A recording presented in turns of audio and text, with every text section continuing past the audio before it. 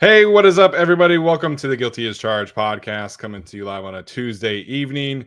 We are less than 48 hours away from the start of the 2025 NFL Draft. It's been a quick slash long. I don't know. The vibes have been really weird this year, but it's gone by fast. It's taken forever, but it's right around the corner. We are less than, like I mentioned, 48 hours away. We're about probably 51 hours away from when the Chargers will actually be picking at pick 22. So a little ways away from there, but excited to get into all of that with my guy Tyler tonight, diving into our big boards. We crammed in a couple last prospects here over the last few days, finalizing things, and we are going to unveil our top 60 boards with a little asterisk next to it because we haven't watched like certain players, which we'll talk about in a second here. But Tyler, how are you? Are you excited for this episode tonight?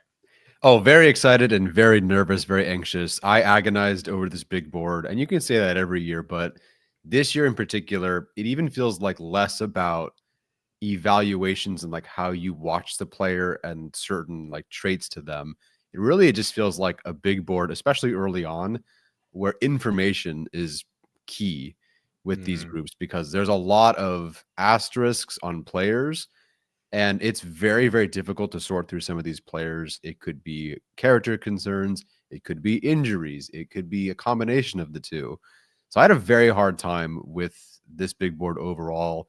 It's also a board where like there's not a ton of clear, great talent like last year's, where you could argue there were 20 first-round grade players. That's definitely not the case for me this year. You know, with receiver being so wishy-washy and edge being so wishy-washy, corner being so wishy-washy. That's three of your four premium positions, and they're so difficult to sort. The fourth one, offensive tackle, I didn't watch. So thank you, Joe Alt and Rashawn Slater. So it's a really, really weird board this year.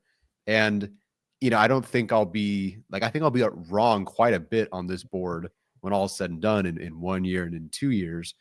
But I think at least I have enough information to say like why I was wrong or why I could be right. I don't have as much confidence in this board as I do previously. Yeah. It feels like a draft that makes me very glad the Chargers are not picking at 5 this year. Listening to all the stuff that's like going around with like Jacksonville picking at 5 and the Raiders picking at 6, you know, even the Patriots picking at 4 is kind of like, you know, if Shedeur Sanders does not get selected at number 3, you know, there's a lot of mixed feelings about where the Patriots could go. So I'm very glad the Chargers are picking where they are and not in the top 20. So I think this is a good draft to find some depth.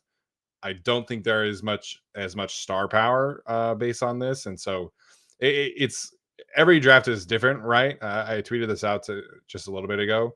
I had you know, a smaller number of defensive linemen overall in last year's group. So I had 7 defensive tackles in my top 75 last year. I have 11 this year. I had 8 edge rushers in my top 75 last year. I had 14 this year. So in general, I think it's a great year to need defensive line help. But if you're looking for offensive help, it's not so much. This is the smallest number of wide receivers I have in my top 75 that I have ever had. So it's, you know, usually I get to like 20 wide receivers in my top 75. This year I have 14. So it's 13 for me. Yeah, so it's interesting to see the ebbs and flows of how this draft ended up working out. Yeah, 13 for me. In top 77, I have 13 D tackles. So okay, so fine. 12 in the top 75. 15 in the top for edge rushers in the top 75. So yeah, great year for the Chargers to need a D tackle, an edge rusher. I actually softened on the tight end class overall. If you're looking at it from like a top 75 perspective, like there's a solid group, but yeah, praying for Loveland for sure. But I'm glad they do not need they need a receiver. I'm glad they're not absolutely desperate for one this year. Yeah, there have definitely been worse tight end classes. So I ended up with 5 in my top 75. It's not the 5 people are thinking probably. Although if you listen to the show, I'm very curious. If you listen to this show, you can definitely guess one of those names. But yes. there have been like, I think the McBride year, I think he was my only top 50 tight end, and then I had Dulcich in like the 60 range, and that was it. So there have definitely been worse tight end classes, but like when we started this, it was like, this tight end class is the best position class ever. Like, this is so much fun to watch, and it ended up not being that, but it is a good tight end class for sure. I'd be very curious to look back on 2023 and how many tight ends I had in the top 50. It's like 6, 7 easily. Mayer, Laporta, Kincaid, Yep. Washington, potentially. Not Fisk, Kraft, not Fisk. No. He's on the Chargers. I don't know.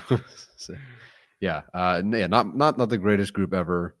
Receivers, again, very interesting. Interior, I liked the guys that I saw. We'll get into it, I guess. And this is also a big board, I think, of clusters. Like, to me, it was actually very. Once there was like certain tiers of clusters of running backs where I'm like, and he's in that group. Okay, this guy's in that group. Ooh, this guy's up more in that group. Definitely more of a cluster group. Yeah. So I had 7 tight ends in my top 75 in 2023. Kincaid, Mayer, Darnell Washington, Sam Laporta, Luke Musgrave, Luke Schoonmaker, which unfortunately does not look super good, and then Tucker Kraft as well. So that to me is the best tight end class I've ever done by a wide margin.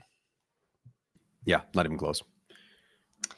Okay, so let's dive in here. We're gonna copy and paste blind ranking. I have not looked at Tyler's list. He has not looked at my list. So this is gonna be a fun conversation. Like I mentioned earlier, there are players that we just have not watched. I haven't watched any of the top offensive tackle class. You did watch, I should say, I watched Kelvin Banks because there's been a lot of like guard conversation around him. So he is going to be on my list. You watched Will Campbell because same kind of thing. I did not. I watched one linebacker, so I didn't watch Carson Schlesinger from UCLA. There's a lot of love about him. I watched some of the safeties very early on in the process when like we were kind of unsure if Molden was going to be back and things like that. So I did not watch Malachi Starks. I did not watch Nick Emanwari, but I did watch like Xavier Watts from Notre Dame and things like that. Obviously, we did not watch quarterbacks. No. So that's kind of the distinguishment. So the numbers are, it's not like we have graded every prospect, right? Mm-hmm. So you're going to see some players on here that maybe it's a little bit different. Like my top safety is not really my top safety. Sure. Kind of stuff like that. But is there anybody else, Tyler, that you wish you had been able to get to that maybe could have had a chance to get in the top 75? Or 65. I keep saying 75, but we're doing 65. Technically, either way. Like I didn't watch Jack Sawyer.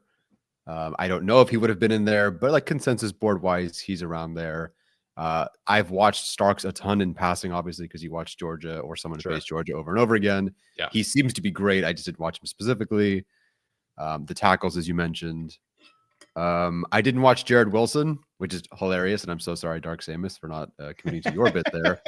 I haven't been like in love with watching the interior guys as much. I tried to bounce like once they brought in Becton, they kind of like center.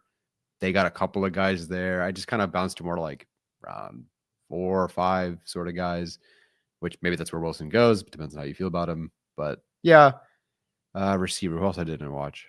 I think that's mostly it. I feel like I did enough of the homework in the early group. Yeah.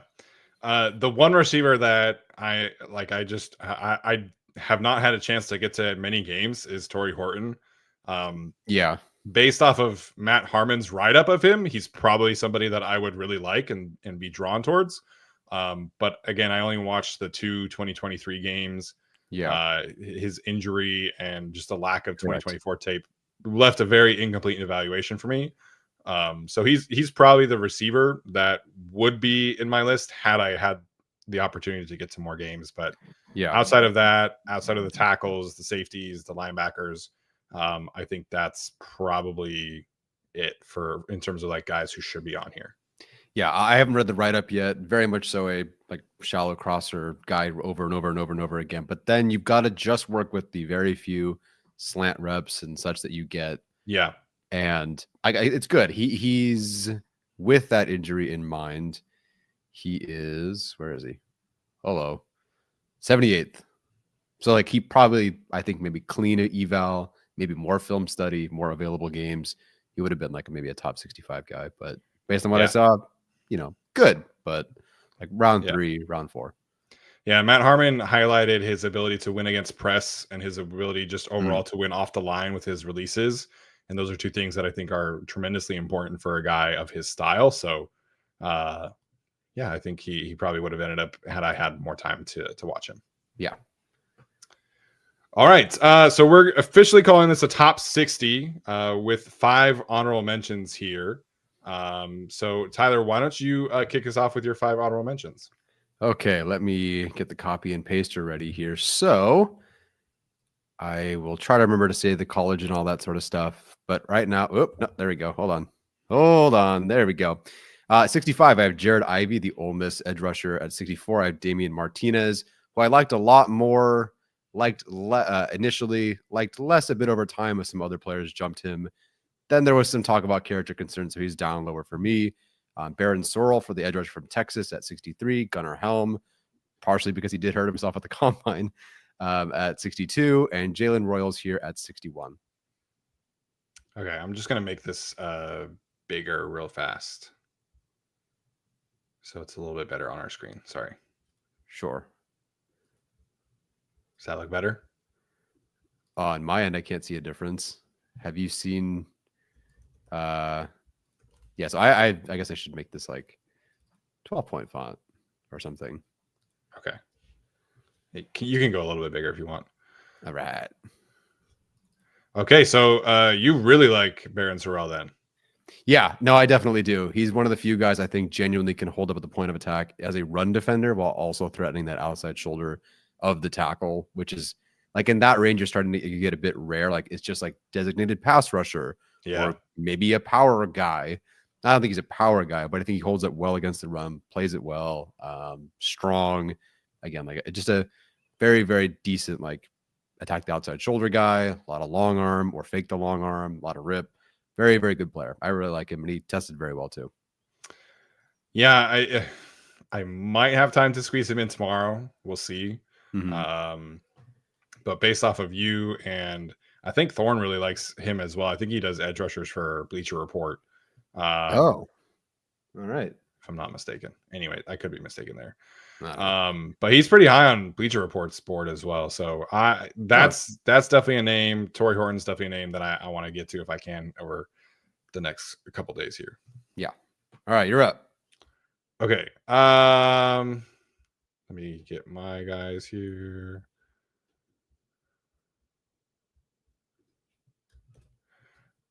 Oh wait. Oops. My bad. Put him in the wrong spot. At number 65, I have Mr. Andrew Armstrong, the wide receiver from Arkansas. Makes me happy. 64, I have the edge rusher Josiah Stewart from that should say Michigan, not Oregon. Oops. Got you. Okay. I have RJ Harvey at picks at number 63, the running back from UCF, and then I have Gunnar Helm, the tight end from Texas, at 62, and then Jalen Knoll, the Iowa State wide receiver at wide receiver 10. So I the more I like was going through this list, and again, like you, I agonized over which guys to put on and which guys to leave off. And Josiah Stewart, RJ Harvey, and Andrew Armstrong are just guys like stylistically that I've just really gravitated towards in this draft class. I think each of them have some upside concerns, if you will. RJ Harvey and his size is maybe more of kind of a third down specialist back, but full 3-down player in a pinch kind of body type size. So there there are some body type size concerns there. Josiah Stewart, same kind of thing. We talked about it. He would be one of the smallest edge rushers in the NFL. And Andrew Armstrong, I think, has a limited, like, true speed vertical threat potential. But I just love his ability to win contested catch situations, win off the line. He blocks his tail off. So those guys are players that I maybe had graded a little bit lower, and guys graded with like a little bit more concerns, graded a little bit higher. And I couldn't leave those guys off. So I had to get them on in some capacity. and they ended up being 63, 64, and 65 for me. Yeah, I love the Andrew Armstrong discussion. Harmon said the more he watched him, the more he liked him, and that seems to be the case with him, with a lot of people. It's just a name that has suddenly picked up steam. I don't know what turned people onto him, because when I watched him at like 379, he stayed there for what felt like a month. And he tested like well. He didn't run like a 4.3 or anything. He ran like a 4.5 something. Very tall, good boundary corner or boundary receiver. But no one really. I don't know what happened. If people just got to him and then someone mentioned him, but now he's popping up all over the place, which I'm really happy about. Harmon said like a 3rd round target for Armstrong. And I would get that, especially in a class like this. Like, is he a round 3 target last year's class? Like, I mean, the grade would be the same, but you know, he would get pushed down. But in this class, I could see it. Didn't make it for me. Josiah Stewart for me was at 69. Nice. So just missed it for me there. Obviously, I like Baron Sorrell. I'm sure he'll get to Royals. And I also have Noel as wide receiver 10. He'll come up in just a bit for me. Nice. I'm surprised you have Gunnar Helm here. Not because, like, obviously I agree with your evaluation. That's funny. He's the same 62 spot. Yeah. I clearly are on generally the same spot. I just thought you liked him more than that. Yeah, it's not really about him as much as just like guys ahead of him. I think, and I do think you have to take the testing into some consideration, even though like he very clearly was injured and was not fully healthy when he tested. But you know, he does, like, he wasn't somebody I watched that was like, oh, this is gonna be a great athlete. So I would have expected him to test well, but not like super well. So he's got some athletic concerns, but I think he's like sneaky good after the catch, and he's very good contested catch situation guy. He knows how to separate, you know, at the top of routes. To me, he's probably the cleanest route runner of the non-top 2 guys. Somebody that I really would trust to come into the NFL and separate right away and win contested catch situations right away.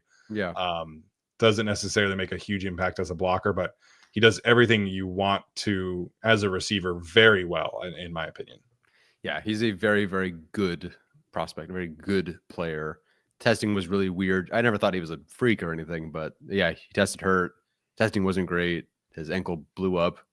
Yeah. But if you're like, hey, which of these guys, you know, in like round 3, round 4 range ends up being that future tight end, where we all go like, oh my gosh, how did that happen? Like, how did he fall? Gunnar Helm does feel like that guy. No, Arroyo might go in the 2nd round. Frickin' Mason Taylor might go in the 1st round. Gunnar Helm feels like that guy where you look back in a couple of years and go, how did that happen? Yeah, exactly. I think that's totally fair. Okay, let's get to our 50 to 60. Who do you have there? All righty, copy paste in the right spot. So obviously I've got to include RJ Harvey here, but I'll get there. If you see on my screen an asterisk, it means injury. If it's a hashtag, it may be a character concern.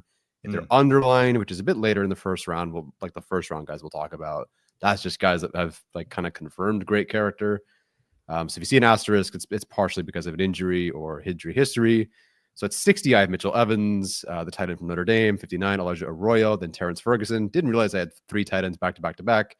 Jalen Noel here at 57. Cam Scatterbu at 56 is RB8. Kyle Kennard from South Carolina. Then Wyatt Milam, the, I think, interior offensive lineman, but was fine at tackle.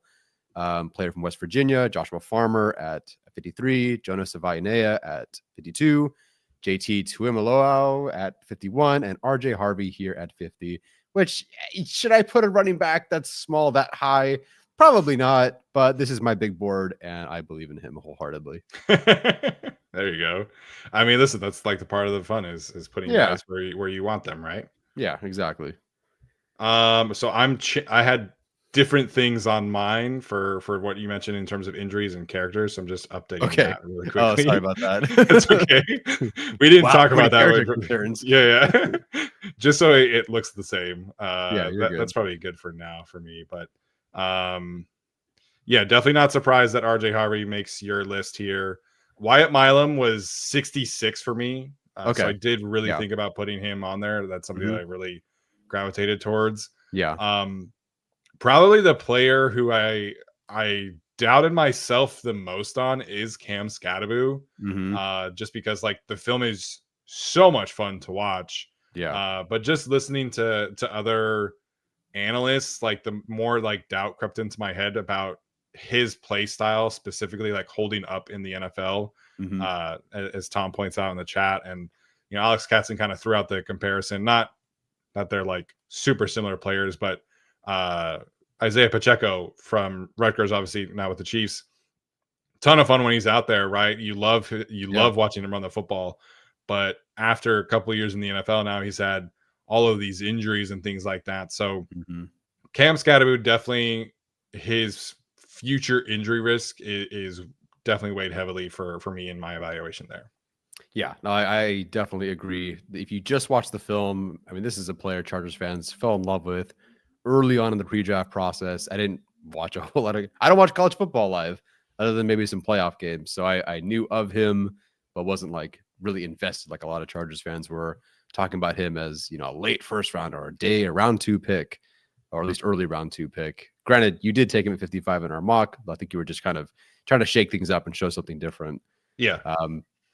Ton of fun on film. Like you said, it is all about that future prospect of him. So like he's RB8 for me. Is he not in your top 65? He is not in my top 65. Gotcha. Okay. I have him. Let's see. I have him overall now. I moved him down to RB9. Okay. Yeah. So Harvey is RB7 for me. Hey, our Harvey over Scattaboo. I get it. Right there with you. We're very close in that regard. You just have other players that are buffering the gap there. Cool. Yeah, and I have Dylan Sampson in between those two for what it's worth. Oh, okay. Interesting. And not coming up next. Not coming up. Okay. Okay. We're going to be so different spots with Trey Harris. So yeah, I have Trey Harris at 50. I have Mitchell Evans at 51. Elik Ayomanor at 52. Damian Martinez at 53. His film grade is much higher for what it's worth, but the character stuff is definitely weighing into his ranking there. And so is, again, playing running back. Alfred Collins, 54. Miles Frazier, 55. DJ Giddens, 56. Kyle Williams, 57. Same thing. Film grade much higher. Character stuff lowers him slightly. Darian Porter, who I believe you have higher as well. Caleb Johnson did end up making it. He's somebody who I kind of went back and forth with, and then I watched a 4th and a 5th game and came out a little bit more positive for me. Yeah. Kyle Kennard from South Carolina is my 12th edge rusher. So I'm a big fan of his. He is my 60th overall player. Okay. Yeah, I liked Kennard too. Edge 12 for me as well. Pretty similar spots there. Yeah, Trey Harris, I will get it to for sure. Oh, Miles Frazier made you're really high up here. I wasn't sure. Sure did. Obviously everyone who listens know you liked him. I just didn't realize where he'd fall on your board. So that's awesome there. Who else is here? Caleb Johnson. He's on my list. Like he obviously should be a top 75 player, top 60 player for both of us. But yeah, player with a ton of early buzz, and then like I like him, but he's if I'm going to be wrong about a player that it's a running back, I feel like it's going to be Caleb Johnson, because you put him on the right team and I'm just going to be wrong. Like he goes to the right team, it doesn't matter. Like he's going to crush it in the league. Yeah, if he goes to the Dolphins, man, like he's going to be a problem. Yeah, this is going to suck for us next year looking back. Yeah. I feel okay about him at 59. Most people have him like in the 40s or 30s, I feel like. So I will say, if I were going to do like a top 100, the back half of, or the back third of this, I should say, it would be like full of the other running backs. So there's still a lot of great depth options here that did not make my top 65. Yeah. So let's see. So you have RB5 here is Martinez. Wow. Okay. RB5 is Martinez. Oh, I ended up liking some of the running backs a little higher, I guess. So Martinez was 5, but only at 53rd for you. Yes. I think Giddens right here. Caleb Johnson. Okay. Similar ranges ish. Yeah. Bummer about Kyle Williams. He was 68th for me. I liked you really liked him. So I'm glad you did. Because then I watched him, and then the rest of the world watched him, and now it feels like we're low on him. I don't know what happened, but that, such is draft season. So yeah, bummer about that. How far did he move for you with the concerns? So with the concerns, I just realized I had a mistake on the wide receiver things. So Elick should be wide receiver 8. So I had Kyle Williams at wide receiver 8. Oh wait, I really messed up on this. I'm okay. So Trey Harris should be 8. Elick should be 9. Excuse me. My bad. This is my anxiety, like fixing these right away. Believe it or not, staring at 150 or whatever names over and over and over and over and over and over again can create some issues. Okay, so Armstrong is my wide receiver 12, not 11. That should be good now. So I had initially Kyle Williams ahead of Elick Ayumanor and ahead of Jalen Royals. But the character stuff that we heard about is really just like makes me not super excited about that. But I think his play style is very, very good. But who was the Bama receiver last year? I forget his name. Who went to the Bengals? Oh, Burton. Yeah, I saw a tweet from one of the insiders that the Kyle Williams stuff is Burton level ish. Oh, which is not great. Okay, didn't see that one. Yeah, the film is so much fun to watch though, and one of the things I've really kind of honed in on is like, what do you do against like top end competition?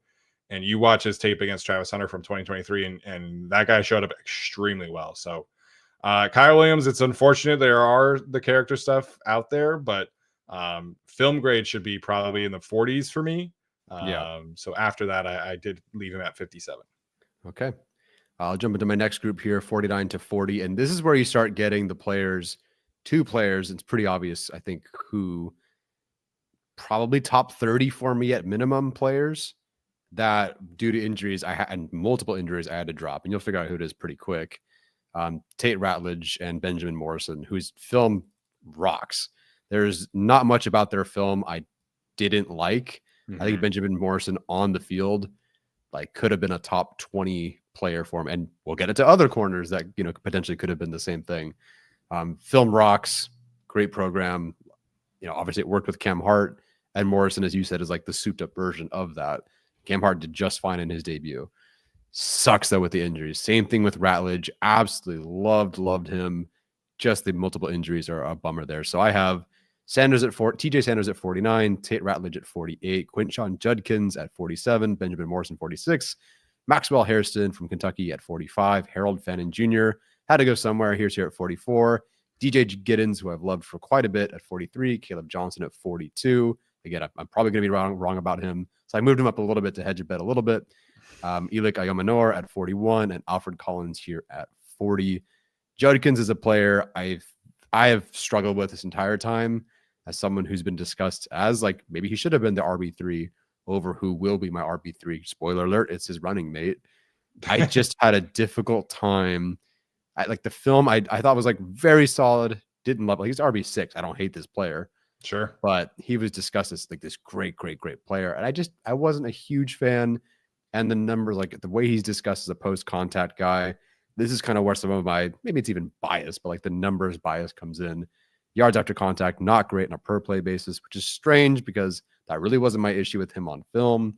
But that does kind of break some ties here. So he's here at 47, which is not a bad spot for him, but I feel like he's discussed as not RB6, more like RB3 or 4. Did you mean to put a hashtag next to Harold Fannin? Yes. There were things mentioned a while ago, I think, that we're both aware of. It's not a bad character concern thing. It's more of a holier than thou art thing. Gotcha. This is not we'll talk about Mike Green. It's nothing like that, for example.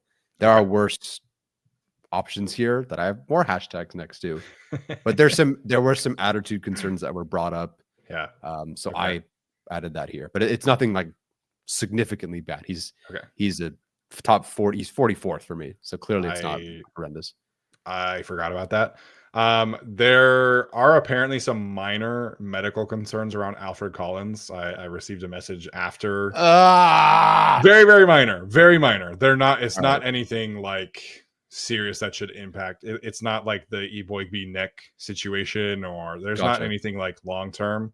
but apparently that's part of the reason why he had a difficult time getting on the field in previous seasons. Is there was just some Mm, like nagging, like minor like hamstring issues and things like that. okay. So he played the entire season last year and played Yeah. very healthy season. So just could have been one of those things where these large humans are not always so large. Like they get Yeah. up to a certain weight, but sometimes these players, while they're gaining weight, have a hard time like staying healthy. Mm, So gotcha. it was emphasized that it's very minor for Collins, but that there is some stuff that wasn't like public that came out for him. Yeah. Bummer to hear that. 6'5", 332, almost 35-inch arms. Like I hope the Chargers draft him because I love watching his film. Yeah, I agree. Obviously, we took him yesterday. Oh yeah. So okay, I have Quinshon Judkins at 40, so I'm a little higher on him than you. Okay, I thought you were gonna like him way more. Interesting. Okay, all right. It's just the running back position. So if I have players with same grades, I always kind of put the running back last unless there's like character or medical stuff. So just his grade is probably a little bit higher, but the running back situation is definitely a little bit different there. I have Landon Jackson, the edge rusher from Arkansas, at 41. Jack Betch, the wide receiver from TCU, at 42. Kevin Winston, the Penn State safety. So he's my third safety, but like not really. At 43. Elijah Arroyo from Miami at 44. Nick Scorton. Do we know how to say that? I thought it was Scorton, but I'm sure it'll be like Scorgeese. I have him at 45. Azariah Thomas at 46. Omar Norman Lott at 47. Jalen Royals at 48. So I'm a little higher on him than you, but he is 48th for me. And then JT Tuimoloau at 49, the edge rusher from Ohio State. Nice. I have not watched Winston, so the random guy saying an injury thing by Winston, yes. I don't know. That is a good call. I forgot about that. So he's the one. I don't know if you saw. He tore his ACL, and then he ran like a 4.45 at his pro day, like 4 months after he tore his ACL. So Penn State players, man. I don't know what it is about Penn State. Like they should be so much better. Like they should have multiple national titles, but because every single year, like they put out like 3 or 4 just like best athletes at their position, and Kevin Winston is one of those. So he's a freak, ton of fun, heat-seeking missile kind of player. I loved watching him. He was actually the first safety that I watched. Okay. Because I watched Abdul Carter first, and I kept on seeing this safety fly around. I'm like, I need to watch this guy. Yeah. But yes, he did tear his ACL. Yeah. Oh, well, I'll take your word for it. If they draft him, I will defer to you. Otherwise, I ain't For Landon Jackson, what was your viewing experience like with Landon Jackson? Because for me, it was a very solid player. I have him in the next grouping here, so not too far off. But all of a sudden, like that Alabama game, it's like, where did this guy come from? Yes. That's kind of what I'm betting on for me. Like that ended up being the last game I watched. I don't know if that was in order of season or what. But I was like, okay, good player. What the heck is that? And that is what really like pushed him up for me. So it sounds like it was kind of the same for you. Yeah, same kind of deal for me. That Alabama game was the second game I watched, so it wasn't last. Yeah. There was a game that was like recently added on Caddy's Cut-Ups that I watched that kind of like pushed him from behind some of these other guys to where he is at edge 8. But I think just like his length and power profile is something that I really think translates to the NFL. And he tested well, but he's not like a freak athlete. But I really like his ability to set the edge. I really think he can win with power. And we've talked about this a bunch, but like watching Tuli Tuipulotu like has really changed things for me. Like you've got to be able to win with power. Otherwise, I'm not going to have you higher. So JT, I think his film is probably more consistent than Landon Jackson. But JT didn't test as well as I would have liked. So that was kind of the two that I was flip-flopping back and forth, but I ended up with Landon Jackson at 41. Okay. Let me see the rest of this group. Norman Lott did not make my top 65. I think it was just outside of it. I just I get he didn't test as well as I thought he would. The pass rush stuff I thought was good, but somewhat of a product of the system, and the run defense. I couldn't. You have no idea about run defense, So I was just like, I can't. I couldn't use my imagination there. If he tested like a Braden Fisk, maybe he would have moved up a bit more for me. I think he's better on film than he tested. But yeah, he's not in my top 65. Just too much imagination there. Yeah, that's fair. I get that. All righty. I will jump to my 30 through 39. And if I'm this will be the fun one. Or there's a couple fun ones because now we're getting into the territory of players I don't know if I love as much. All righty. But I have to at some point get into the sure. I'll give the list and I'll talk about it. So at 39, I have Darian Porter, the corner from Iowa State. Then I have Shamar Stewart as edge 10 at 38. James Pierce Jr., another guy who might go in the top 20 or 15 at 37. Jaden Higgins, 36. Princely Unmanmielen at 35. Azareya Thomas from Florida State at 34. Donovan Jackson, 33. Nick Scorton, 32. Landon Jackson, 31. 30, I have Tyler Booker. Talk about any sort of particular placement here. I will probably focus on edge because I have 5 of them in here. I'm a big Nick Scorton fan, clearly at 32 here. I ended up going, it's tricky because I think ultimately he actually was higher for me, but I think I had to, if I'm going to knock Stewart on 2024, I feel like Scorton kind of sort of the same thing. But what I saw in 2023, man, like I think Scorton is a lot better. And if he can do that, if that's what could potentially be in the NFL, I think he's outstanding. Landon Jackson, we talked about. The edge rushers for me, Princely Unmanmielen, I had him before I kind of knew about some of the potential character stuff. What is it with Ole Miss and defense? I have no idea. But Kiffin definitely has a type, I can see. Clearly. So he'll be a great Cowboy or whatever. Yeah. But it just in the way that, and sometimes it's, you shouldn't like go try to confirm your own, like, I don't know what worked for you before, but I genuinely do like the benders more than the power guys. Sure. I think that's maybe where, not that like you don't like bender and I don't like power, but I think that's kind of maybe where we've deferred over the years. So like Nick Bonito, I loved. And so like, and that has like worked, that bend and what I liked there has translated. So I just saw that with Unmanmielen. He would have been higher, I think, than maybe Scorton or maybe even Jackson, if not for the character issues. Sure. The two that I struggle with so much, and I'm fine if I'm wrong with these in the end, are James Pierce and Shamar Stewart. Shamar Stewart, I get it. I get the athletic stuff. It's all there. I've seen it. The Myles Garrett, blah, blah, blah. If the Chargers picked him at 22, I'd have to poker face it, but also I'd get it because Elston and Minter would do some sick stuff. And I was flat out wrong about Odafe Oweh. I did not like him. Yeah. No rush plan. And he turned out pretty well. He was even less productive than Shamar. He had 0 sacks his last year at Penn State. Right. Oh my gosh. And he worked out just fine for the Ravens. So them taking a chance on a player like that, I'd get. Yeah. But I think his rush plan stinks. And I think James Pierce's rush plan is potentially worse. That's a player though. I'm gambling with Pierce, who probably should, he is graded lower. Stewart and Pierce are both graded lower, but at some point I have to try to gamble, which is weird because I put 38 and 37, which means I don't love them. I don't love the rush plan. I think James Pierce Jr., if he wins off the line, God help you. But sometimes I think about it like, okay, who's going to give, I don't know, Rashawn Slater the most trouble? And I just think like, other than the one time that he might win, he doesn't have the bag, I don't think right now, to go out and just like find different ways to go beat Rashawn Slater. Granted, that's asking a lot. That's Rashawn Slater. Right. But Todd McShay mentioned like he's the second most complete edge rusher in this class. And to me, I don't see it.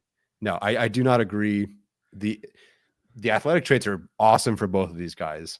One of these guys, like of this kind of group, one of them is going to be like, prove me wrong and be a phenomenal edge rusher. And I feel like the other 3 are going to be terrible. Not terrible, but just not what they've been hyped up to maybe be. Pierce, I think, has held stronger in his rankings. Stewart has started to, I think, move the opposite direction on the media boards. Again, like a month ago as a top 10 player. Now you go to like watch like bootleg guys talk about him with a Matt Miller, and he's like 23rd. So like, no, not 23rd. He's like someone you wouldn't really even take in like the top 25. Someone dropped rankings today, I think, that happened like 30 something. So I get it. I'm going to assume both. No, I'll let you talk about it. I don't want to take your words. That's how I feel about that group. Long story short. Yeah. James Pierce did not make my top 65. He is just outside of wow. I get it. So like the first game that I watched, I was like, okay, like get off is great. Speed, he does speed to power, long arm, it's all great. And then like just the more that you dive into the lack of consistency, it was very, very concerning. And like he has the profile of somebody that just like wins with length and speed. Sure. And the speed is definitely there. That backs up. But yeah, he has very short arms, like 21st percentile arms, according to Mock Draftable. So that it's very different than Shamar, whose Shamar's arms are like ginormous. Like the man is vines for arms. Yeah. So I just don't know, like when you get to the NFL, what is he going to be able to hang his hat on? The get off will be there for sure. But you mentioned it, the offensive tackles in the NFL, they also are able to time the snap count. It's not just James Pierce that can time snap counts anymore. So it's a concern for me. Then there are also the alleged, character concerns. To me, if he didn't have the character concerns, he probably does make my top 65. But he's somebody who his grade should be on this list, but I just could not justify putting him over Josiah Stewart. I could not justify putting him over RJ Harvey or Andrew Armstrong, but he's right in that next group for me. So he's not in this list.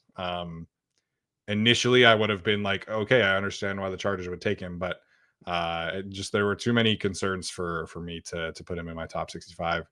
Shamar Stewart does make it. Princely Umanmielen does make it. The Umanmielen thing, like the reason why I really still believe in him despite like the character concerns is that he does show the flashes of having a greater power profile. Like you watch the first game I watched, I want to say was Arkansas, and he had like 3 sacks in that game and like 4 tackles for loss, and it was just all speed rushes. But then you watch the Georgia tape, and there's speed to power in there. There's a straight bull rush. There's a couple run defense instances where he's able to set the edge. So the power is in there. It's just not his go-to. So I think that's why I still am able to have him, in my top 40 essentially.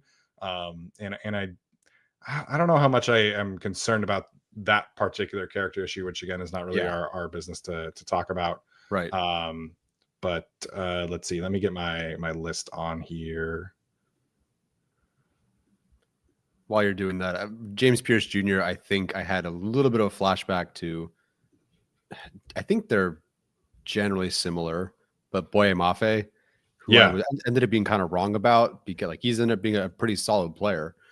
But I liked Boye Mafe better, I think a little bit better, but same idea, like the bend, all right, like the get off, like Mafe tested very, very well as far as I'm aware. But like the rest of it wasn't there, but he got there, and that's why he's like a very good player right now. Yeah, very similar, but it took him a while. It took him 3 years to like actually like start to figure out a bit. So that's the thing there. Okay, so 30 for me. I have Gray Zabel, the North Dakota State offensive lineman. I have Trey Amos at 31. Andrew Makuba from Texas. This my second safety. Again, not really, but a ton of fun. Just like one of the highest IQ players I watched this year.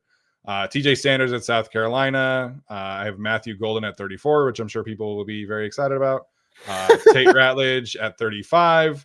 So he was initially in like my top 25-ish range, but the medical concerns again drop him down. Jaden Higgins, the receiver from Iowa State at 36. Jonas Alainea at 37. Benjamin Morrison, same deal, would be much higher if not for the hip injury concerns. And then Princely Umanmielen. So same kind of range for you. I have him at 39. Okay. Yeah. So where do I have Higgins? Lower somewhere.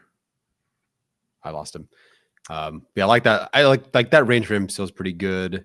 Ratledge, I completely understand. I think I just with him and Morrison, I had a is Higgins down. Not right next to him? Are we not right next to each other on Higgins? Yeah, we are. How did that happen? How did that happen? It's so weird. But I have a wide receiver 8, which I guess is like spoiler for who's ahead. Yeah. But Yeah. I'm like, happened. looking, I'm like scrolling down, Yeah, yeah. I'm like, I don't see him. And then I was like, Oh wait, my is he gosh. right next to him? Yep. I did not expect us to have them in the same. That's Like, so I don't think we'd funny. be too far off, but I thought you had him a little higher. But I definitely like it. I've not watched Makuba, so I couldn't tell you there.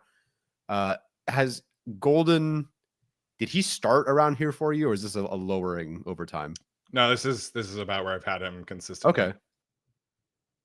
Yeah, I will have him higher for sure as the guy who escaped the scrutiny or the other issues or injuries. Like, he kind of, like, there was a battle and a war and he just kind of came out more unscathed. So he's higher for me. But I get it. Like, that's like a player who should go like top 40. And I buy that. Yeah, I think there's obviously like well known like a quarterback tax and like offensive tackle tax when it comes to the NFL draft. I think we're getting to that range if we're not there already with wide receiver. So 34, is really somebody who goes in like the top 28, I would say. Yeah. Which isn't too far, but we're getting to the point where people are talking about him going in the top 10, which I think is crazy to me. If the Chargers took him at 22, I would get it. I would understand why they would be attracted to his particular profile. But his data profile, which again, it's not like the end of the world. But he's got one of the worst data profiles of any potential first round receiver we've seen in recent memory. And I just people online keep pointing out like, oh, like the quarterback play, like he would be so much better if the quarterback play was better. And it's like one or two plays a game. Like, it wouldn't drastically change his overall production. Yeah.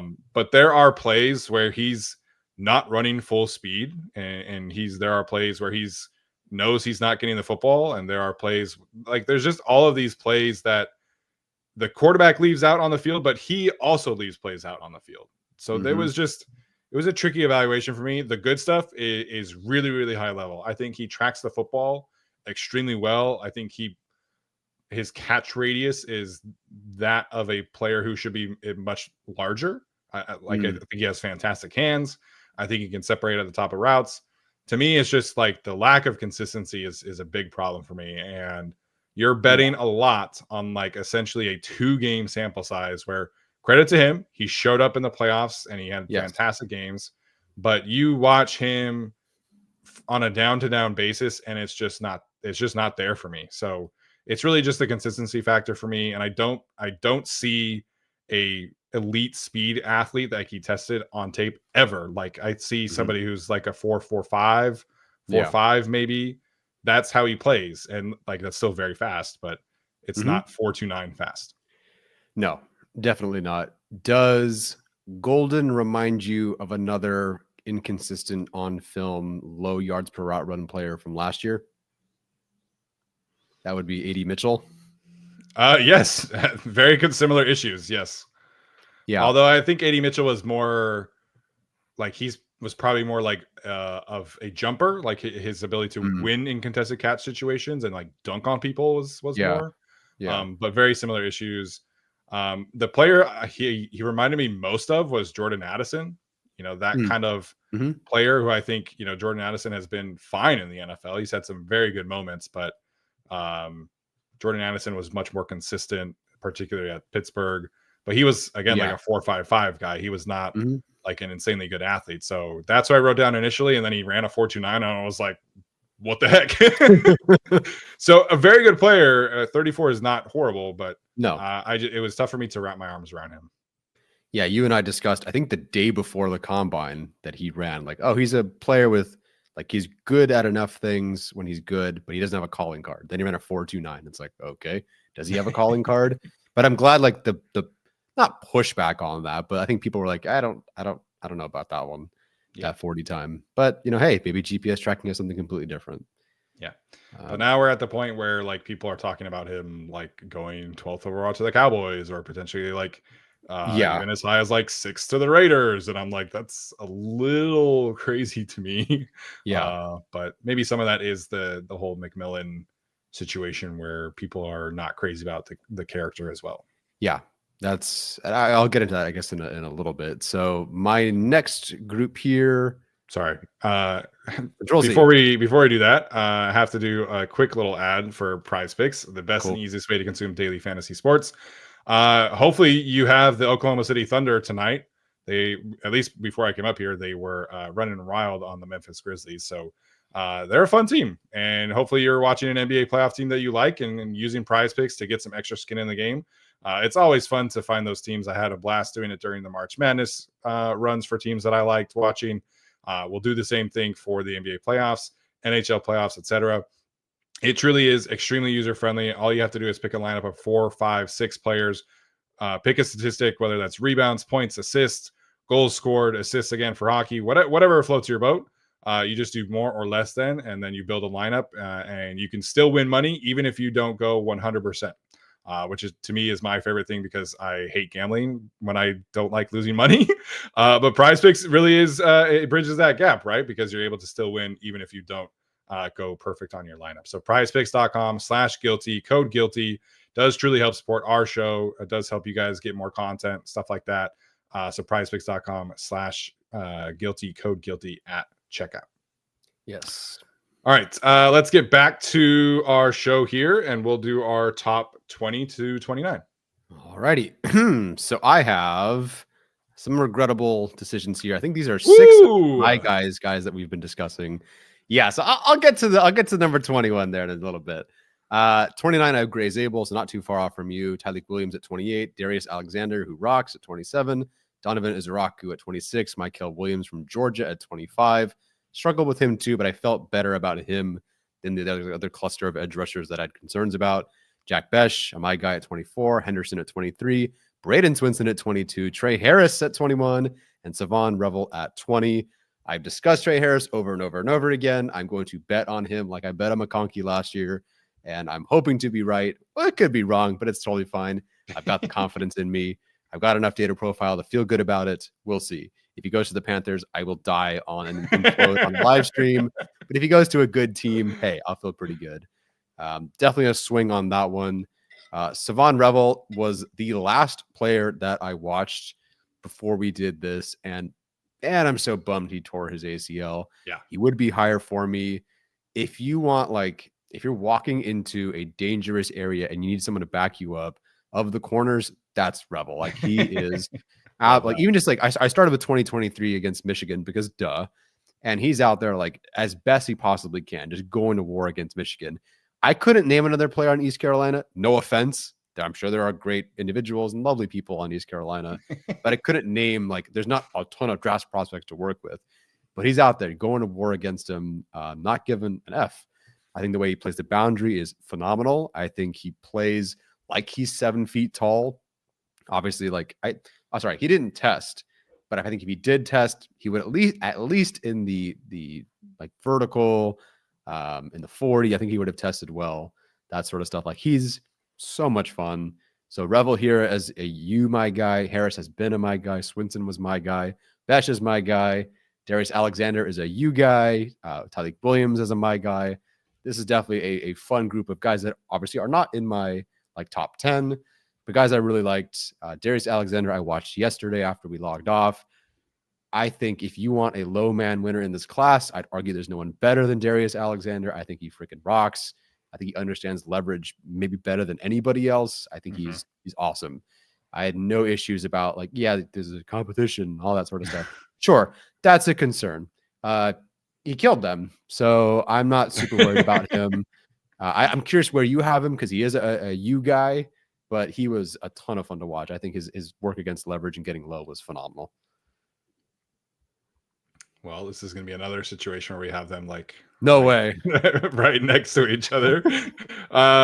So I do have Darius Alexander at 25, so I'm a couple spots ahead of you.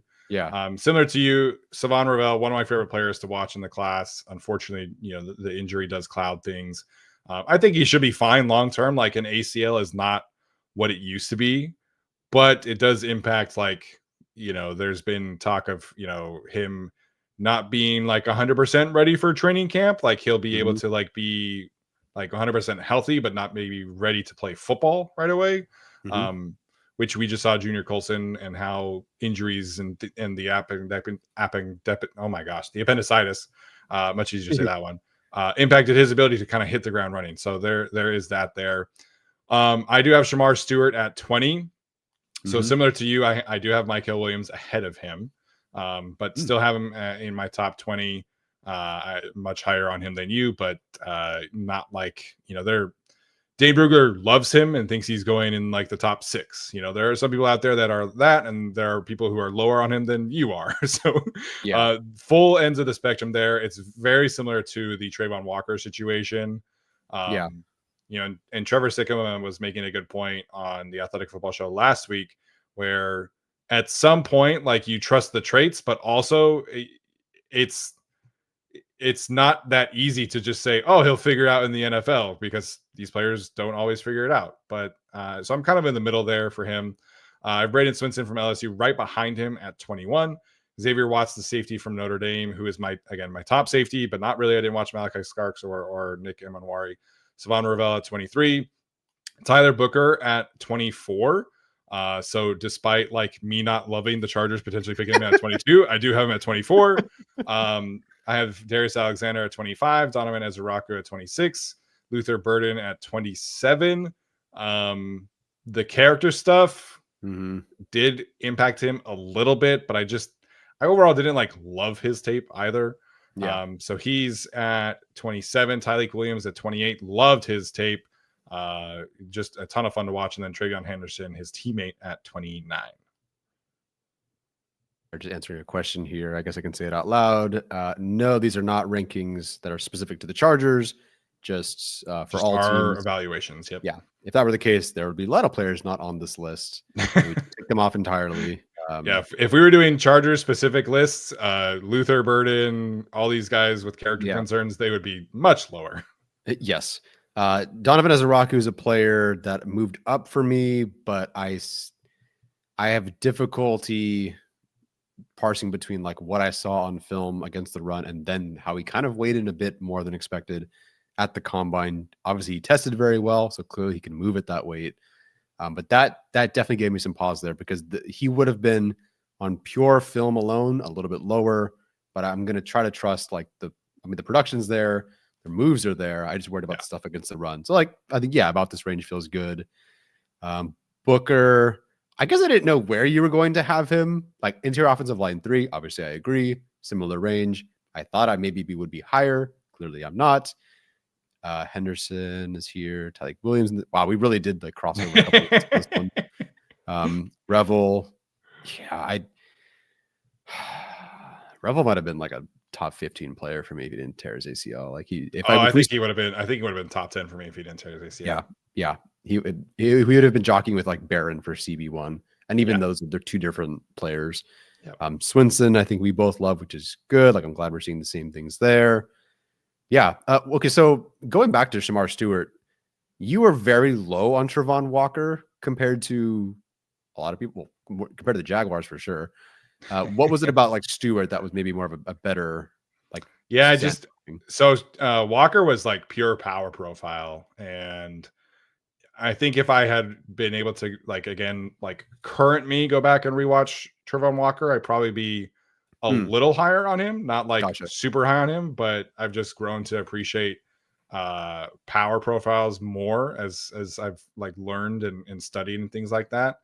I just think the difference is that Shamar, he's able to win. He doesn't win a ton more often. His pass rush win rate's not like super high, but I think there are the flashes there of somebody who is a little bit more bendy, and his arm length, I think, shows up more. Whereas Trayvon Walker was just like, I just want to run into your face, which is, it's worked out for him. He had, I think, 10.5 sacks last year. But I do think Shamar is a little bit twitchier, and it's very inconsistent. The thing I keep on coming back to is he was asked to play 4-eye like a ton. And the more I've learned about that scheme is like they ask their defensive linemen to play the run first on like every play, regardless of if it's like a passing situation or not. So there is definitely some projection here, but there are just athletic things that I think he does more often than anybody else in this class. Like the flashes of bend, the flashes of burst are just really, really like eye-popping stuff. And I mentioned this play before, but there's a goal line situation where he is right in between the guard and the tackle, and he jumps over the entire offensive line and gets a tackle for loss on a 3rd and 1 sneak situation. So it's just the flashes. I have him at 20. I don't have him like super high. But the difference really is just like his size profile shows up more, his twitchiness shows up more. But you are definitely betting on traits. Yeah. Just because you have him at edge 4, I'm just going to ask, did you watch Walker? Jalen Walker? Yes. I did watch him, and if I had like actually graded him, I would have graded him as a linebacker. I think his actual edge tape is horrific. I do not think Jalen Walker can play edge in the NFL. I think to me he is a linebacker. Okay. And I did not love his actual linebacker play either. Gotcha. Okay. I didn't watch him. I forgot that you have Williams ahead of Stewart's. That's one of the 3 edge rushers coming up. Okay, that makes sense. I was curious. I didn't watch Walker either, so I'm glad at least we both don't have him on a list. The plays that people always show are where he's like quarterback spying, and like that's cool that he can chase down Arch Manning. Like, good for him. Oh my gosh, yeah.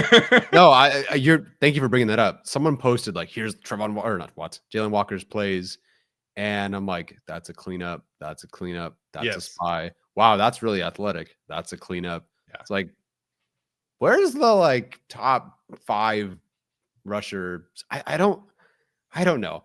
I find edge rusher, except for this year, I find edge generally pretty easy to figure out early on. And there's always some like weird name people throw out there. Maybe that's him, but yeah, I don't know. Interesting. Yeah, he's an off-ball linebacker who can like maybe occasionally like rush the passer. So he's Kenneth Murray. I'm just kidding. Honestly, yeah, like I think he is a little bit more in tune with coverages. But yeah, to me, he's a linebacker who like I'll give 5 to 8 edge snaps a game. Like I thought his actual like edge tape is just it's not very good at all. So lovely. Yeah, I watched 3 games of him and I put him at linebacker, and then that was it. Yeah. I get you there. All right. The group that I had the most difficult time with, other than maybe the 2 guys up top, for 19 to 11 for me here. At number 19, I have Trey Amos, who I've loved for quite a while now. I think he's a very, I don't know, lay it all out there, drop your nuts kind of player who like, okay, there's a PBU against Bowers. There's a PBU against LSU. There's another PBU against LSU. It's like, that's some pretty good stuff he was doing in 2023. Against the best guys. Granted, at Alabama, switched to Ole Miss. I don't think he really skipped a beat. I really like Trey Amos as my favorite boundary corner. Luther Burden here at 18. This stuff about the character isn't great. In hindsight, and maybe heading into the draft, I think I am going to drop him a bit lower. But as a receiver, that's kind of where I stacked him as wide receiver 5. I do have Golden higher. He survived the, again, like the overall issues. Yes, the data profile isn't my favorite, but I think he does enough things well enough where I've always liked Golden. I've never really had an issue with Golden. I just raised my eyebrows at the 40. Walter Nolan, really fun player, inconsistent player. I think you and I have been generally on the same page, at least in terms of the guys in front of him. So I have him here at 16. Will Johnson, man, I struggle with Will Johnson so much because like if he hits, he's top 3. If he doesn't turn out and he kind of continues the decline, I don't know what to do with him. So he's here at 15 for me. McMillan as wide receiver 3. He could be the best player on this list. Like he could be a top 7 player. I struggle, and I talk with Thomas Martinez about it, with the stuff you see on film, some of the giving up. Then you hear about the character stuff. Then he says he doesn't watch film. Then you hear that film watching is an issue. And it's just like, McMillan is great. I actually think he might have been I think he was graded as wide receiver 1 or 2 for me. But I went with the safer option here at 12. I have Emeka Egbuka. So I guess I'll say it out loud. 14 McMillan, 13 Mike Green, 12 Emeka Egbuka, 11 Omarion Hampton. Hampton, Egbuka, I love both those players. I think that they are very, very like safe players, good players. I think Hampton is a better overall. Like the grade for Hampton is higher. It's just the art running back thing. Mike Green is actually a first round grade for me. I dropped him because of the potential issues. So this is a player that by grade should be in the top 10, but I can't ignore some of the stuff that's been discussed around him. He might go early. He will go before the Chargers, I'm guessing. But I just that didn't work for me. So I had to drop him somewhere. He drops to 13th, and that's my 19 to 11. Yeah, Mike Green, he was the second edge rusher I watched. And at the time, he was like a third round pick. And I was like, I love this player. Like the film was so good. And the Ohio State game was incredible. And he was going up against Josh Simmons that game for a good amount. And, just the production in that game was insane. And then like I started tweeting about him and they're like, hey, you should like not tweet about him. Yes. So it's a really frustrating thing. If I knew about all of the stuff beforehand, he's probably a player that I honestly would just have like not even bothered to grade. But the film is incredibly fun. There's I forget who it was. I think it might have been Adam Schefter or somebody. Actually, I think it might have been McShay. Yeah, I think it was Tom McShay said that there are teams who just like do not care. Like they will take him. So it sounds like his floor is like the Bengals at 17. So the film's in ton of fun, tested like a freak. The short shuttle number is really, really important for edge rushers, and he tested like right next to the Bosa brothers in that regard. So he's like he checks every box except for the character stuff. So it's unfortunate there. Yeah, it is definitely unfortunate. Similar to you, Will Johnson, somebody I really struggle with. So he's coming up here. This is where I'm also going to have Kelvin Banks show up. Okay, gotcha. The offensive lineman from Texas. I do think he can survive at tackle, but to me, I think he's like very similar conversation around like Tyler Smith, where he can play tackle in a pinch, but he's probably like a potential all-pro guard. So that's for me. I do have some like range concerns and athletic concerns. So I have Walter Nolan at 11, the Ole Miss defensive tackle, Omarion Hampton at 12, very similar to rankings you. Donovan Jackson is my interior offensive lineman number 1. I have him at 13, Mike Green at 14, Ted McMillan at 15. Again, two players who, if not for the character concerns, would be ranked much higher for me. Michael Williams, the edge rusher from Georgia, at 16. Emeka Egbuka, my wide receiver 3, officially at 17. Will Johnson at 18. Kelvin Banks at 19. Last weekend, I went back and watched the Michigan Washington game, and Will Johnson was like potentially the best player on the field in that game. Like it just was, the film was so good, so consistent. If you can get that player, you're getting a potential like top tier corner in the NFL. Yep. But then like you watch even like the Fresno State game from this year is very up and down. And so he's the player I came to eventually was like Trayvon Diggs, where the highs are going to be so high, and there's probably going to be a couple of seasons where he leads the league in interceptions, but the inconsistencies are just really going to lower his floor on a down to down basis. So I ended up with him at 18. Like first watch, I probably had him, in the top 10. But the consistency aspect of things is definitely worrisome. Yeah, I definitely agree there. Nolan at 11. I'm surprised you really like the D tackles in this group. And I guess I'm not too far off from him. I'm just surprised. So you'll have 4 in the top 11, which is pretty cool. Donovan Jackson, I did not like him as much as you. The 13th is the highest I've seen anybody talk about Donovan Jackson. But I think like, look, I looking back, because I've gone back a couple times to look at the previous rankings for like a Creed Humphrey for you, and you had him really, really high, especially higher than when he went. Although that's an NFL. Don't remind me. Yeah, that's a whole other topic. So hey, see a player you like? I love it. IOL number 4 for me. Although I did watch Will Campbell, and you've got Banks, but still okay. I'll definitely have to give Kelvin Banks a watch. Yeah, is he right or left tackle this year? Left tackle. So he's got like 50 starts at left tackle at Texas. So like I said, I do think he can survive at tackle, but to me, if you leave him there, he's like somebody who might get like a couple Pro Bowl nominations every now and then, but he's probably like, that's probably like the ceiling. Whereas at guard, I do think he has like top tier guard potential. Like I think his power profile, his consistent anchor really show up. I do think he has some like lack of range issues. So I like him at tackle, but I really, really like him at guard. Yeah, I get you. So with Donovan Jackson at 13th, are you like, where are you at with him at 22 then? He's like on my list, but he's not somebody I think like they're just based off of like where I think this team needs to go from a defensive tackle standpoint, a playmaking standpoint.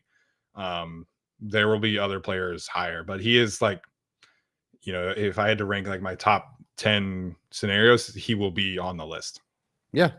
Yeah, I get that. I'm on board with top 10. I don't know. I'd have to do if they're trading down, like definitely that sounds fantastic. Yeah, that sounds fantastic. They trade on interior, sounds good to me. All right, I will do my top 10 here.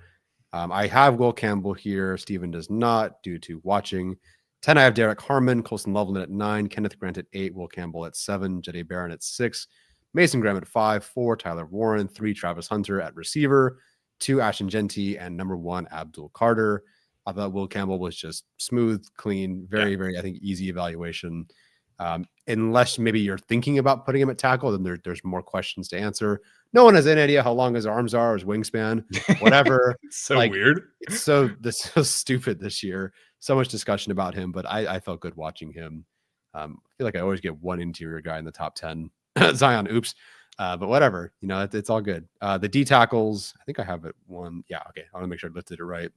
Harmon would have been maybe higher than Loveland, and Loveland maybe would have been higher than like Grant.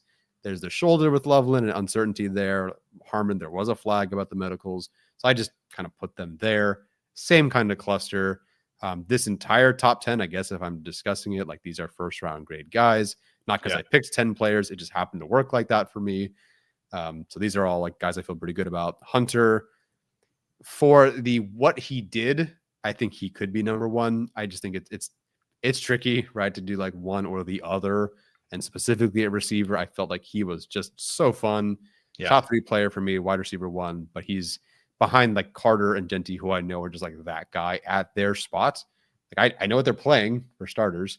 Warren's safe. I think I had Bowers. It's crazy because I had Bowers at 6, I think last year. Or no, 4. I had Bowers at the same spot last year, and I like Brock Bowers way more than Tyler Warren. Respect to Tyler Warren, but Bowers is a whole different thing. We graded more players last year, though. That's true. Definitely true. And it was a better class. Yeah. The receivers, I think I had at least 3 in the top 10. So yeah, that's my group. I feel good about like my top 12. After that, I have more concerns. So Hampton and Ibuka do not have first round grades for you, correct? They are literally like right there, but they do not for me. And did McMillan before the character stuff? No, he did not from me. But you said Mike Green did, or he? Yes. So I guess I should specify. Mike Green did, but the rest of it's a bit of a mess. Okay, so I will highlight my first round grades as well. Then Hampton was very close for me. McMillan was close. Like Buka was very close. I'm just very stingy, I guess. So I had Hampton and Donovan Jackson right next to it. Same thing with Ted McMillan. Yeah. But I had 12 first round grades. There. So we're pretty similar there. So I have Abdul Carter 1, Travis Hunter 2. I think he should play corner, but I get it. Like you play receiver with the way that the market is going these days. And it sounds like he's basically a lock for the Browns, who will play him on offense. I understand it. I think he is very, very high end at receiver. I think he's one of the best corner prospects I have ever studied. Like he's special at corner. Yeah. But I get it. There's way less money at corner than receiver. So we'll see what happens there. Mason Graham at 3 for me. I never like rewatched him just because I loved what I saw. There's been a lot of lowering on Mason Graham, like John Ledyard, who's like very well respected online for his defensive line stuff, has him at like 40 and like a low second round grade on him. So there's a lot of differing opinions on Graham, more than there used to be, which I I don't know. I guess if the Chargers pick him, I would love to go back and rewatch. But the first 3 games that I watched, and I watched a game from last year, were really freaking good. I understand like his length isn't like what you want, and his athleticism maybe isn't like top tier, but I think the film is just so good. Wins with technique. He actually anchors against double teams really, really well. He's very strong. Yep. So I love Mason Graham. I would be thrilled if he fell to 22, frankly. So I hope people are listening to John Ledyard and not everybody else. So same kind of deal. I have Tyler Warren at 4. I did keep Colston Loveland at 5. I'm not super concerned about the shoulder, honestly. Like it's me neither. I think it impacts things. I think it impacted his ability as a blocker this last year. I'm not like super concerned about it long term. But again, I don't have all the information. Jade Barron at 6. So again, same spot there, which is funny.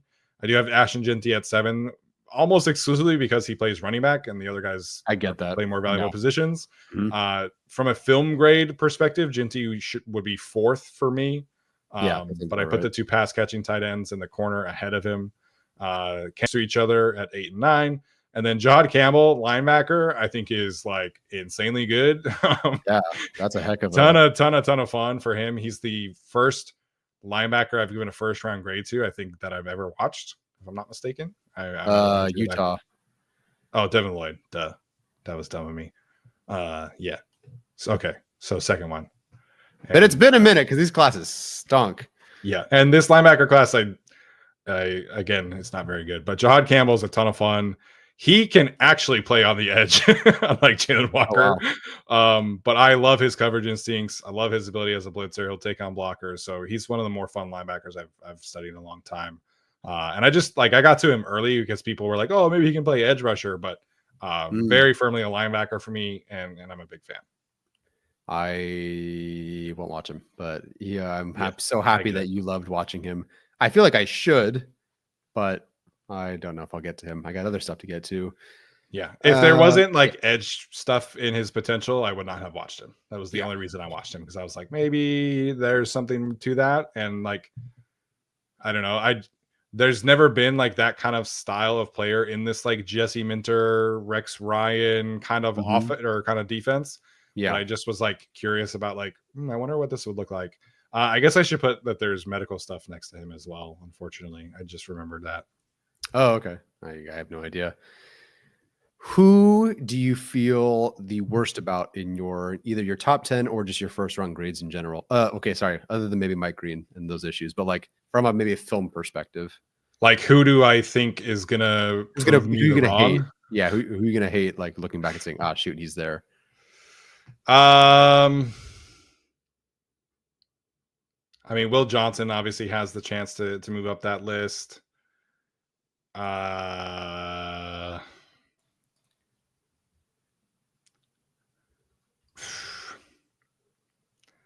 do think Luther Burden has like the skill set to be really, really good in the NFL. And like, if he goes to the right situation, he could be like a fantastic future pick, but he's not my style of receiver.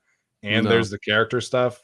But if he goes to, like a Chicago with Ben Johnson, like I think he could really, really elevate his status, although they don't really like need a receiver, I guess. I get you. It goes to like a McVay, I think he has a chance to like really overperform his draft status, but he's not my style receiver. There's the character stuff. So he's somebody that I'm like nervous about, I guess. Yeah. I could see that. I will probably end up lowering him. Who in your top 10 are you kind of like, that might be the one that backfires? Like I had JC Latham in there last year and I feel bad. Yeah.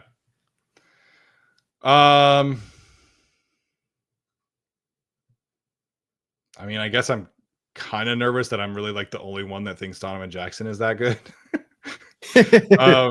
One of my friends that covers the Texans, we've had him on the show, Jordan. He's been on a couple of times. He loves Donovan Jackson, but I know Mike Tice, Nate Tice's dad, loves Donovan Jackson. Okay. But for the most part, people have him like in the late 20s, early 30s. So I'm a little nervous about that. But just like when it comes to guard, like I think I liked Zion for similar reasons. unfortunately, that hasn't worked out quite yet. Yeah. But he's somebody that I think I can kind of see why people don't think he has like this kind of ceiling, but I do think his floor is just like so tremendously high. So he makes me a little nervous. Yeah. And then Mason Graham, like all this stuff about Mason Graham, I'm like, did I miss something? Like, do I need to go watch more games? Like, yeah, his evaluation was so clean to me. And then now everybody's like, oh, like maybe he's, maybe he should be like 19th, as Dylan points out. That's where Brett Coleman took him in his mock draft. And like, so the defensive line film community does not love Mason Graham. So that's somebody that I'm like curious about what has changed there. Yeah, I got to figure that one out. Like I had Johnny Newton at least in my top 15 or 12 last year. Granted, there were 2 leg injuries there, so I don't really feel as bad. Finding that out on the live stream during the draft, so maybe someone will backfire here. I think you have Kenneth Grant over Derek Harmon, but I know you prefer Harmon for the Chargers, or you think that's a better situation. Is that just because of the pass rush? Yes. Okay. Yes, that makes sense.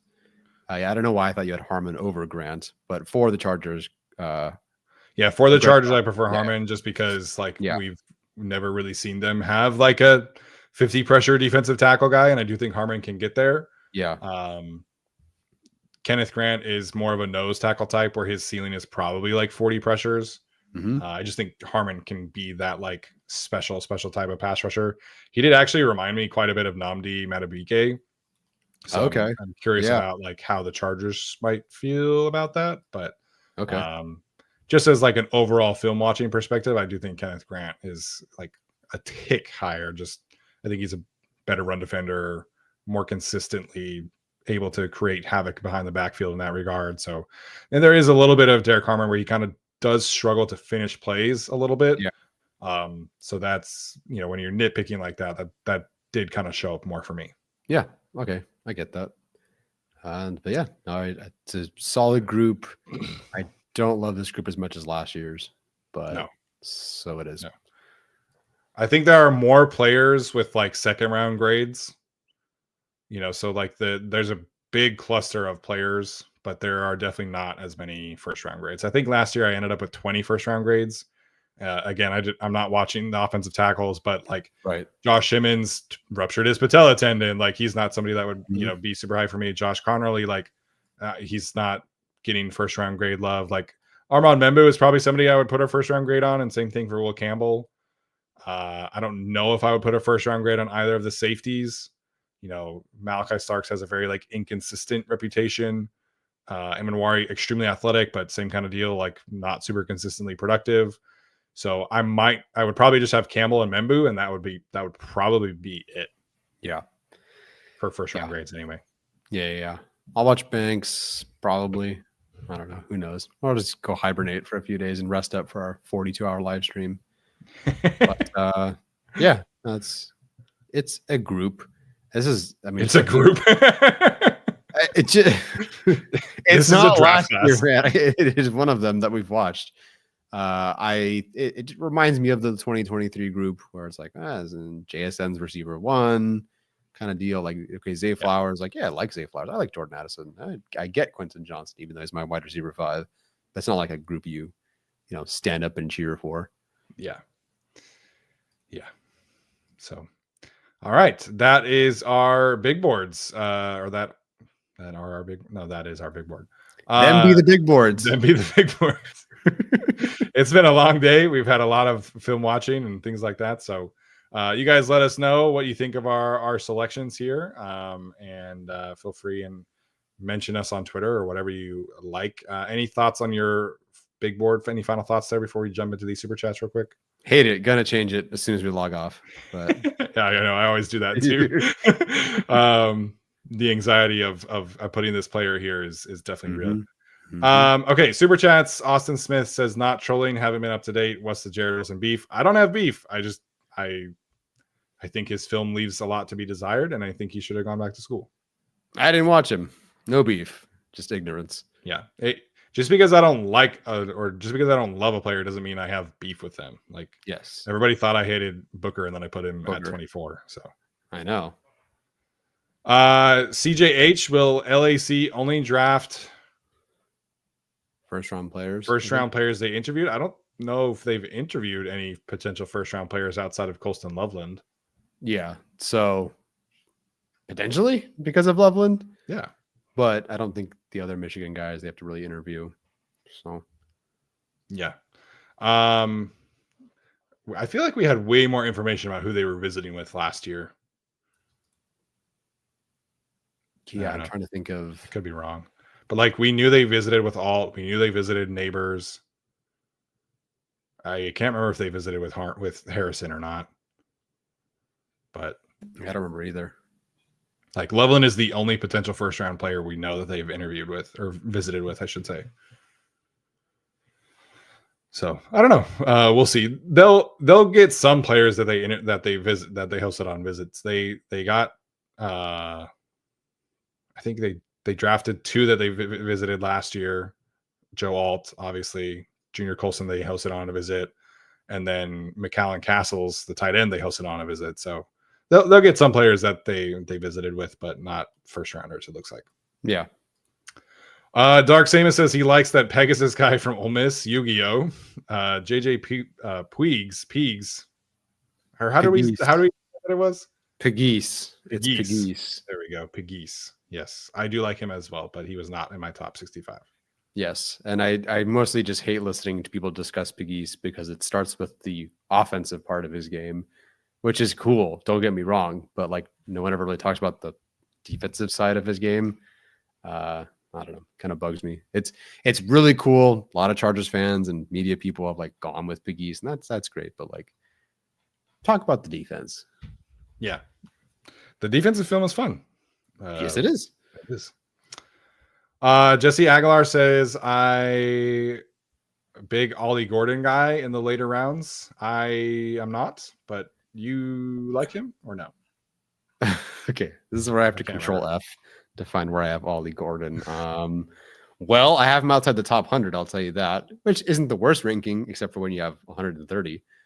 So he's outside of my top 100. I don't think anyone's draft stock has been bent over the barrel more than Ollie Gordon's, where I swear it was like, oh, yeah, he's RB3. And now he's like, I mean, for me, he's RB19, which even that might be kind. Yeah, I think in like summer scouting, people were talking about him as like a potential like second round pick. So yeah, that's where he was at. Yeah. Yes, he's not Mr. Irrelevant. I can tell you that is a receiver for me that I think I watched him either fumble or drop or not do anything with the football more than I cared to ever watch again. Who was that? Sorry. I don't feel like saying his name. He's a receiver and he's got a junior in his name. Okay. That's fair. Yeah, I really am not a huge fan of like the big backs who are like a little slower and just want to like run you over. Like you got to be a little bit more versatile than that. So he's not my favorite. Dark Samus back with another one says RB can wait, not as vital as effective run blocking. Yeah, depending on what you mean by wait, but running back can definitely wait. It's a great class to wait. I mean, you could wait and wait and wait and wait and still get like Brashard Smith, who we discussed, or Monin Guy or Devin Neal or Krosky Merritt. Like, there's good players you can wait for. Yeah, I think they could very easily take one in the first round, and I would get it. They could very easily take one in the second round, but I think the sweet spot is really like rounds 3 through 5. And again, they could get some very specific guys that will help them tremendously. At some point, I do think they would like to have like a true long-term RB1. But I don't know if that'll be this class. We'll see. It could be Omari Hampton. It could be Trayvon Henderson. We'll see. Yeah. But run blocking is definitely more important. But at the same time, like the running back room last year without Dobbins truly was not fun to watch. Yeah. Hopefully that changes. Hopefully Kamani can take a step forward this year and look at a better swap out from Gus Edwards. But yeah, like running backs matter a lot more in this particular offense because they're going to run the football a lot more than other teams. So yep. Yeah. This is fun. LA Chargers fan 559. Shout out Central Valley, California. Found out he's going to be a dad today, having a drink of his finest tequila, grilling some steaks while I hang out with you guys. Congratulations. That's freaking awesome. Hope to be joining you sometime soon in this same kind of conversation. But congratulations. Picking a great way to celebrate, grilling some steaks. I don't drink tequila, but some people like tequila. That's cool for you. Yeah. But congratulations. Wish nothing but the best for you and your wife, and I hope everything goes well and healthily and all that good stuff. So congrats, man. Thanks for tuning in tonight. Yeah, that's awesome. Congratulations to both of you guys, or I guess all three of you guys. Are you going to name them after the draft pick? Yeah. If they go, are you going to name them Mason or Emeka or Kenneth? Emeka? Or I guess I don't know what ethnicity this person is, but that would be funny. Yeah, I don't know what's a good I don't know what's a good first name in this class. I feel like Kenneth is coming back. Yeah, Kenneth is not bad. I think Derek works for basically any ethnicity, so yeah. Omarion, come on, man. Ted Aurora. Charger 4521 says Loveland Ortiz Haglund. I would be honored. Loveland Ortiz Haglund. Oh man, that's good. Gabriel said Walter White.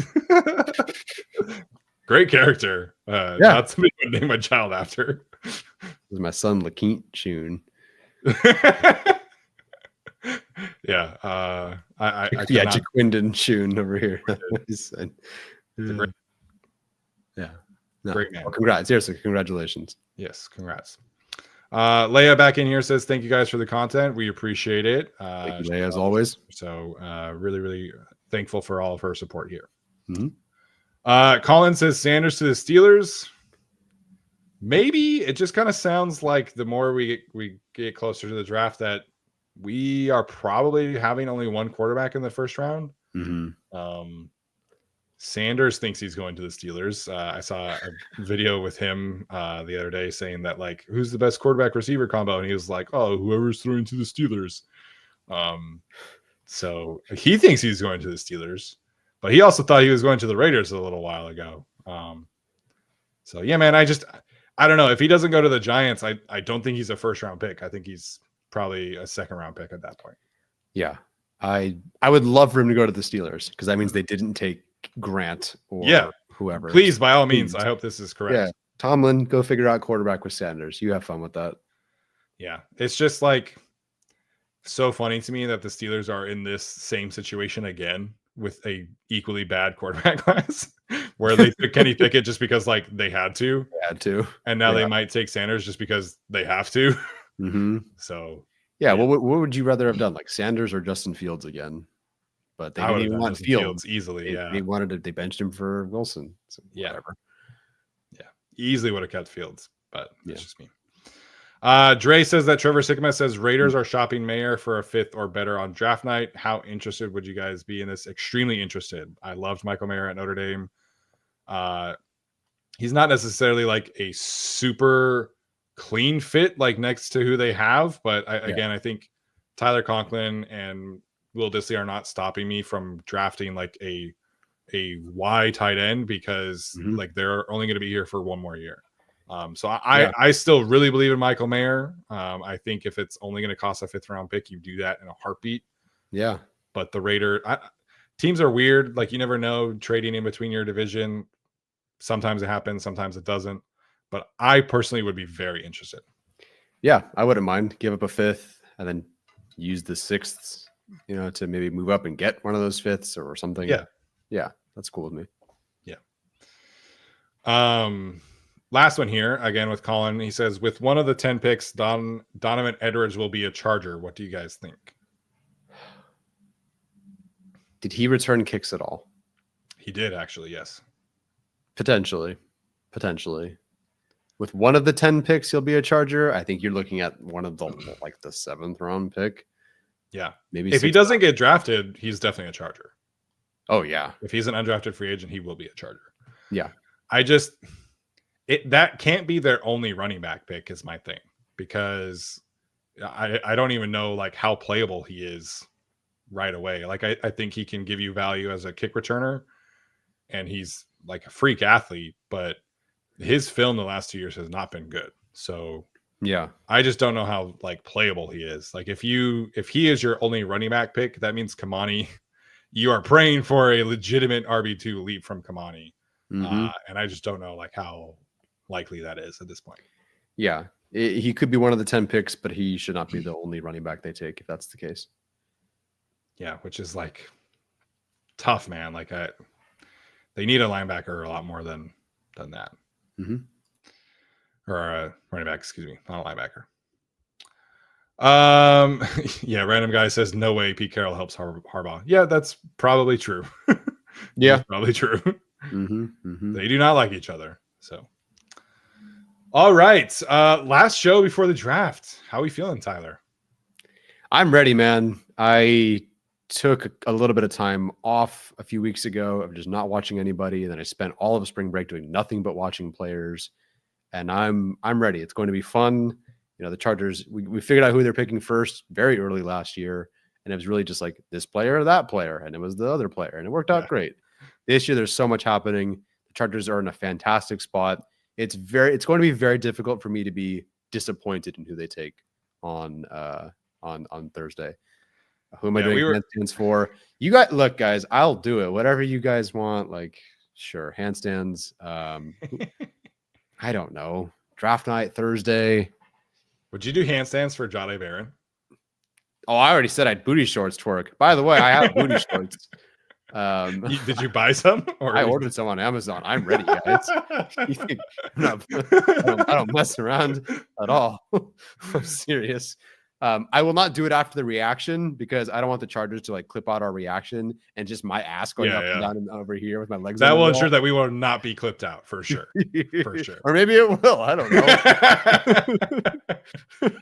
But I'm ready to rock is what I'm saying. But if Barron is there, and for what it's worth, like someone asked me to do a mock where like they asked different podcasters to like do the picks for them, and Barron was available, and I took him over Harmon because I freaking think that would be diabolical. Yeah. We haven't talked a ton about Barron to the Chargers, but I think it's mostly just because we think he's not going to be there. Like I think he's going to be long on. Like there's a good amount of smoke that the Jets might take him at 7, stuff like that. So Barron would be so much fun with this defense with Jesse Minter, Derwin James. Like it would be incredible. So I would totally get it. Chargers fans, I think our listeners would like that. I think the general fan base would be pissed off if they took a corner in the first round. Yes. But yeah. So yeah, at this time last year, we were like, we're ready for the draft. And then like there was all of this JC Latham buzz. And so you and Alex like hopped on and did an emergency pod because I wasn't available. Yeah. We'll see if something like that happens again. I don't know if there's going to be like a major shift in odds because the Chargers pick at 22. But if there's an emergency worthy topic podcast tomorrow, we might be here tomorrow. But as it currently stands, we are planning to be here next on Thursday and then Friday and Saturday as well. So that is going to do it for us tonight. We will see you guys on Thursday during the draft. Tell your friends. Even if they aren't Chargers fans, I have some coworkers who are Raiders fans who are actually going to tune in and watch our podcast because they're good friends. So tell your friends, even if they aren't Chargers fans, hopefully they enjoy our show. Hopefully they get a good kick out of our coverage and should be a ton of fun. All right, you guys, this has been another episode of the Guilty as Charged podcast. We'll see you on Thursday for the draft. As always, Bolt up.